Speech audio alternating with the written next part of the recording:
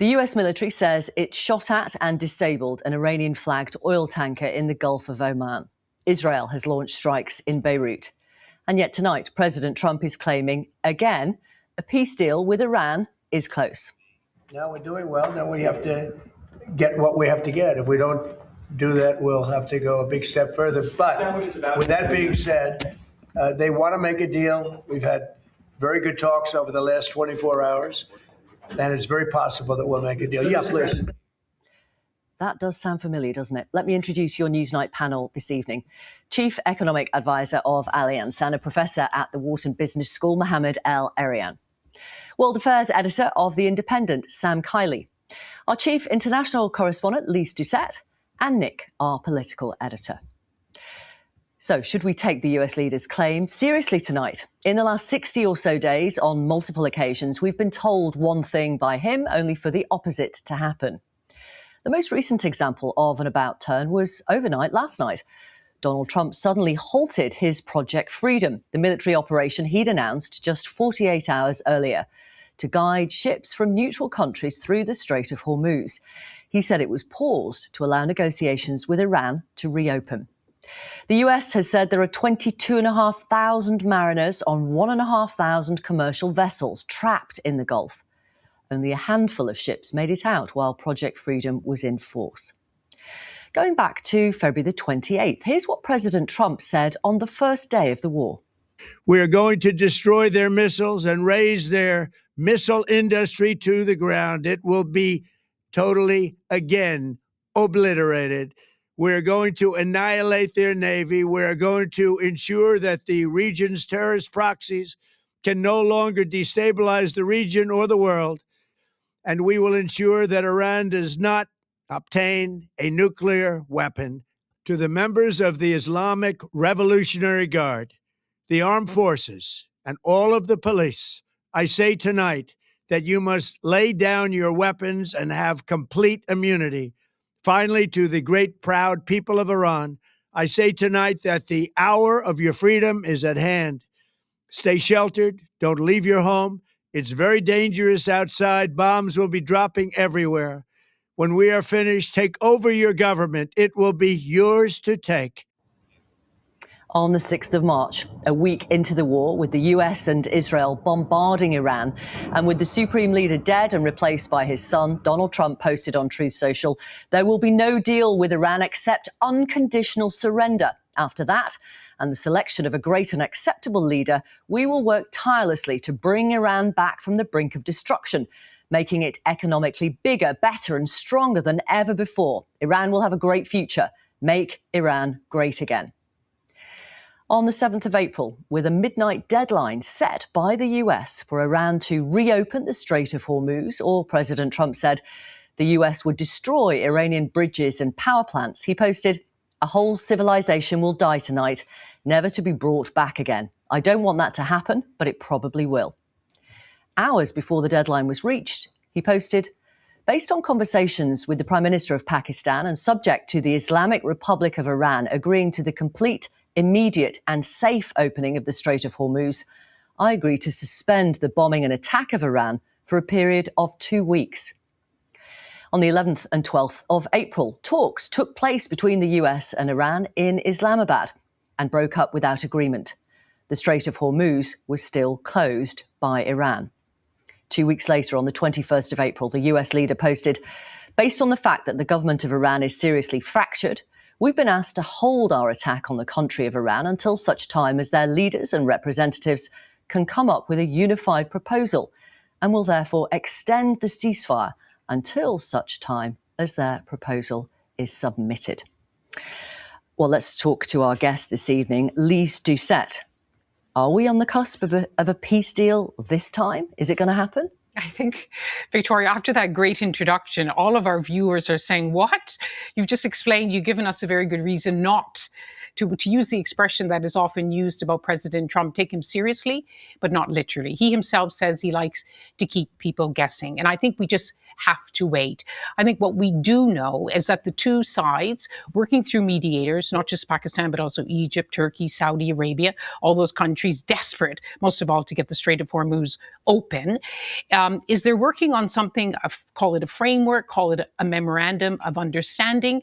We understand that the details of that, they are getting closer. The first stage would include both sides ending their blockade, Iran ending its blockade of the strategic waterway, the United States ending its blockade of Iran's ports.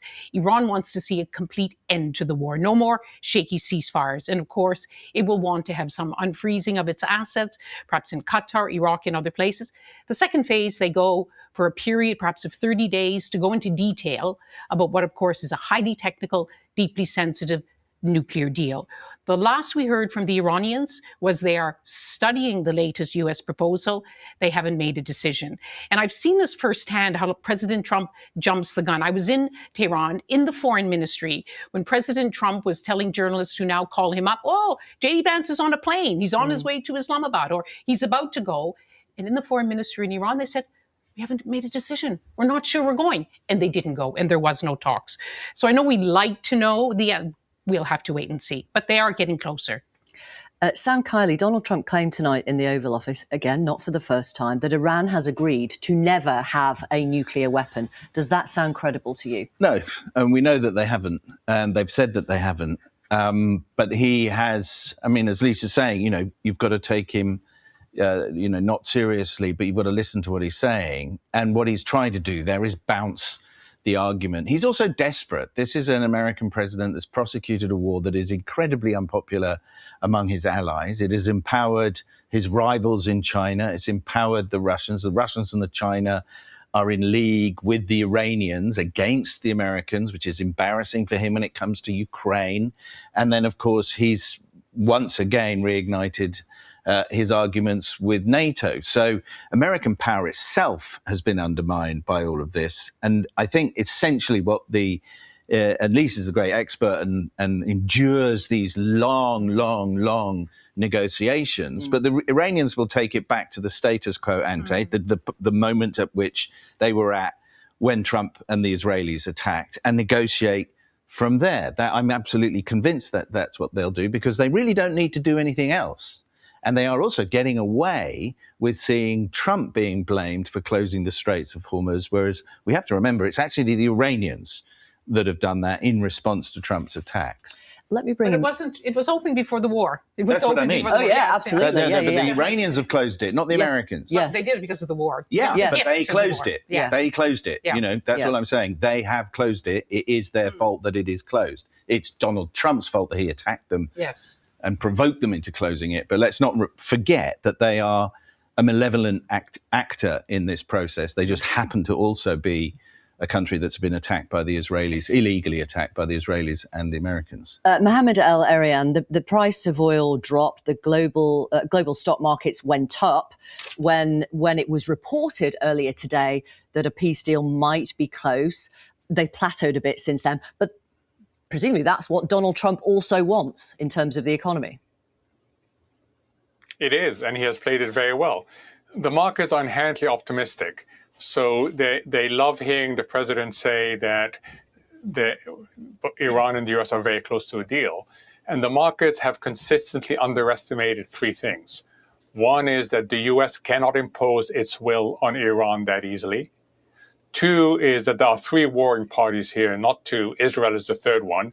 And as we saw today, Israel can complicate issues by attacking Beirut because you don't get full alignment between the US and Israel.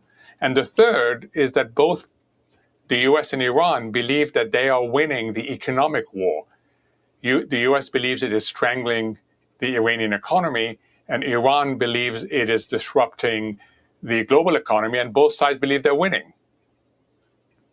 What is the pressure, Lise, in Iran? I mean, you said in your first answer, yeah, they want to end this too. it's often described, the war is often described now as a test of wills, and that Iran has shown time and again it has a greater possibility to absorb economic pain. But the pain is there. And in fact, what's really interesting is that I was just reading a report today that they have asked their supporters, they do have some supporters, to come out in the streets nightly, to fill the squares as a show of defiance against the enemy. Those rallies of pro-government supporters is now filled with criticism that they need to do something about the economy. When we were there, all that people talked about was the inflation. Now, in Britain, we have a single-digit inflation. In Iran, the economists say it's up to 72%. Wow. And even the government says, by a conservative estimate, 1 million jobs have been lost by the impact of this war and also by the near total internet blackout. It's now being eased selectively, but a leading economic daily talked about a tsunami of job applications. So the government is now using, let's have an economic jihad, doing it in kind of revolutionary terms, but they cannot put any varnish on it. Iran is suffering economically. And at some point that will come out. We don't, not during the war, yes, but this will cause more, dissatisfaction, to put it mildly. Absolutely, absolutely. Mohammed El-Erian, if this is the beginning of the end, and as Lisa said, look, we'll just have to wait and see, but if it is, how long will it take to get economies, the global economy, back to where it was? If, and a big if this is the beginning of the end, it would take longer than most people expect. Right. This is not like turning a light switch on and off. Once the straits are reopened, you're going to have to move the ships, get the ships in the right place. You're going to have to restart production. Some production facilities in Qatar in particular have been hit hard and will require 1 to 2 years of repair. So oil prices will come down, but will not come down to where they were before the attack started. Inflation will moderate, but not back to where we are. And growth may pick up, but not back to where we are. So it's going to take time, Victoria. And Nick, here in the UK, how concerned is the government here? Well, they're concerned on this exact issue that Mohammed's talking about, that if this was solved tomorrow, it would still take many, many months to get back to some sort of economic normality. But there are two big things to look at. Firstly is jet fuel. And it's interesting, the Times the other day were reporting a report from Goldman Sachs saying that those supplies could get to critically low levels in this country, and there could even be rationing because the UK is the largest net importer of jet fuels in Europe, and it has no strategic reserves. But interestingly, the government, in the form of Heidi Alexander, the Transport Secretary, at the weekend, she was sounding less nervous about jet fuel. She was talking about how airlines have a 4-week visibility. In other words, if there's a problem, it'll be in 4 weeks' time. And she's talking about how she's confident that might be 8 weeks ahead. And she thinks most people traveling this summer by plane will have a similar experience to last year. But on the economy, Keir Starmer very clearly in his Today programme interview last week, nervous about the wider impact on the economy. He said at the spring statement, the Chancellor was signalling the green shoots of change. Inflation down, unemployment down, signs of better than expected growth. He is now saying that has changed. And don't forget that it's also, we talk a lot about the 20% of the world's oil, the liquefied natural gas, but 1/3 of the inputs into fertilizer, this is the key thing. 1/3 go through this strait. Already farmers have made their decisions about what to plant, what not to plant. And there's dire warnings about global hunger. It's already, by Mohammed El-Erian perhaps can give the figures, this is a huge, huge problem that is going to be seen in the supermarkets as well. Yeah. Do you want to pick up on that, Mohammed? Yes, I mean, we're going through the 4 phases of economic disruption. The first one was a very narrow price shock, energy, and interest rate shock, higher borrowing cost. The second phase is the price shock expands for the reason Lise just said. Trucks need diesel to deliver the food to the supermarkets. The cost of diesel has gone up. That gets passed on to prices. So we've seen phase 1 and phase 2. Phase 3 is what certain developing countries are feeling. Asia is worried about shortages, physical shortages of energy, of fertilizers, and that starts disrupting economic growth. And phase 4, which I hope we never get to, is financial disruptions. So there's an economic logic. The longer the war goes on, the more these 4 phases start operating simultaneously and disrupting people's livelihoods. And before I bring Sam back in, I want to ask you about the British government. If you were advising the UK government, what would your advice be to them, bearing everything that we've discussed this evening? So I would say 3 things. First, recognize that the UK is more volatile than elsewhere because of pre-existing fragilities, lack of growth, very limited fiscal space, very limited productivity growth. So this is just a reminder over and over again that these problems have been years in the making. 2 is focus on protecting the most vulnerable segments of the population. We don't have the ability to protect everybody like we did in COVID. We have to focus it. And 3 is coordinate more with your trading partners, because you've got to come out of this stronger, and the UK simply cannot do it on its own. Sam, finally, Donald Trump is going to China very soon. The Iranian foreign minister was there today. When this settles down, whenever that may be, how much will the global world order have shifted? I think it will have shifted very profoundly, not necessarily to America's advantage, but Donald Trump does tend to see the world in terms of spheres of influence. They've been explicit about trying to dominate the Western sphere of influence, leaving sort of Europe and Middle Asia to Russia, leaving China to run the rest. Nobody's mentioned Africa, where most of the world's resources are, but the Chinese are ahead of that game anyway. That will likely be what he thinks is a tolerable outcome here. In the midst of all of this, you've got the actual people that live in these regions facing food shortages. Lisa's absolutely right. They're going to be catastrophic this year because places like Ukraine, if you haven't got the fertilizer right now, and they haven't, then planting and yields are going to go down. That's just a fact of life. But that is the short-term impact. The more geostrategic impact really remains to be seen. But what we definitely have seen is a very significantly weakened United States of America. Even if America bounced back to have an internationalist, law-abiding Democrat in charge, small d Democrat in charge after the next elections, America will still be incredibly weakened, untrusted by its allies permanently, untrusted by its rivals and enemies who will have seen its vulnerabilities, particularly not just in Iran, but of the failures in Afghanistan and Iraq and so on.